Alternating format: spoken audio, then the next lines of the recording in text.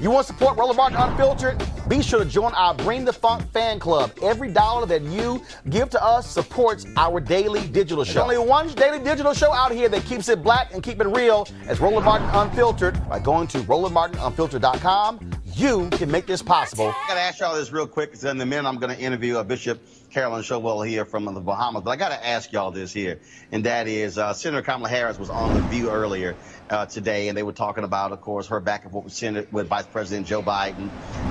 And she made a comment which I loved.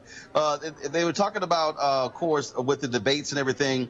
And she made this comment. Let me pull it up, because I thought it was pretty.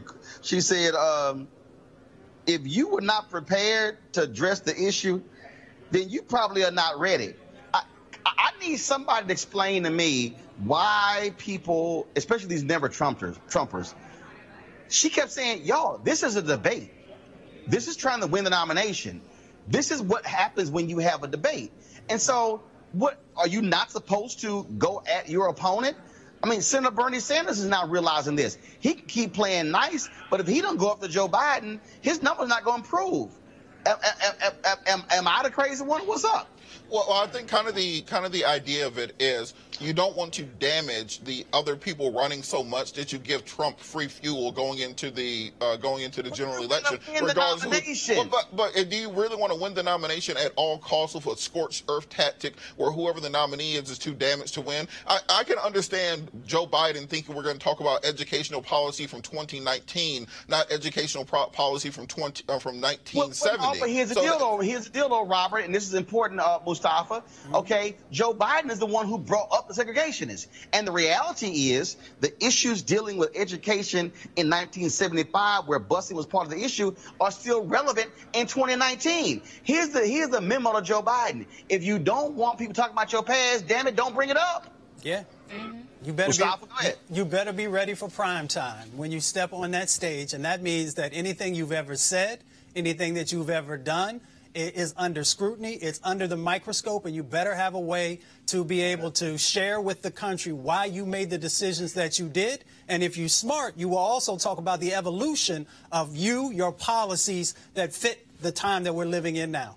And I thought Senator Harris was actually putting on a forward movement. So when she's, saying it's time to be ready, she's also been saying throughout the whole campaign, it's time to move forward. What does that forward vision look like? So you can't move forward if you can't address the past. And so what she's been doing is actually putting out policies, actually implementing nuances that I think that is resonating with the people. Joe Biden has been on his own, defense trail, in protecting his record. But again, if you don't address what you've done in the past, there is no forward movement and there's no Democratic nomination. Well, Cleo, it's not supposed to be easy. You're supposed to earn it. Okay, this ain't participation trophies. Well, I'm looking forward to the next debates. I wasn't impressed with nobody, including Kamala, and what she had to say about busing from when she was a little child. I wish she would have allowed there to be more talk about reparations since Marian Anderson, so what's her name, Williamson? Marianne Williamson brought it up, and I didn't see her on The View, but I'm looking forward to see what happens. But supposedly, according to the polls, Biden still has a very strong lead, regardless of what took place at the debate. And also, Kamala has some interesting things to deal with regarding the issue of policy herself. So hopefully she'll be prepared to address that. Which is why, if you are opposing her, you challenge her on policy. Again, bottom line is here. Joe Biden is the one who brought it up. And so if you don't want anybody talking about your past, don't bring it up. That's called a forced error. All right, folks, back to our Roland Martin Unfiltered video in just one moment. MarijuanaStock.org is another great investment opportunity if you were lucky enough to invest in their last crowdfunding campaign. You, of course, now know that those folks are invested in a publicly traded company. They raised a ton of money in a few months investing in legal marijuana farms.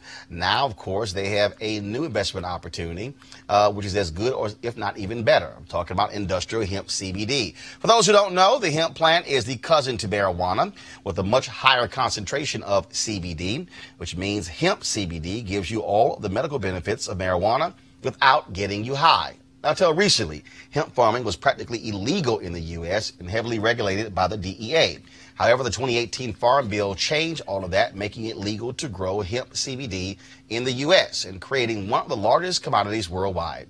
They need land to grow all the plants, which makes for an incredible investment opportunity. And that's where our good friends at 420 Real Estate come in.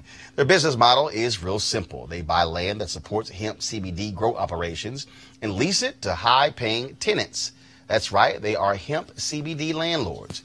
And you can get in on the action. You can invest in the crowdfunding campaign for as little as $200 up to $10,000. Like I said, you may not want to miss out this opportunity.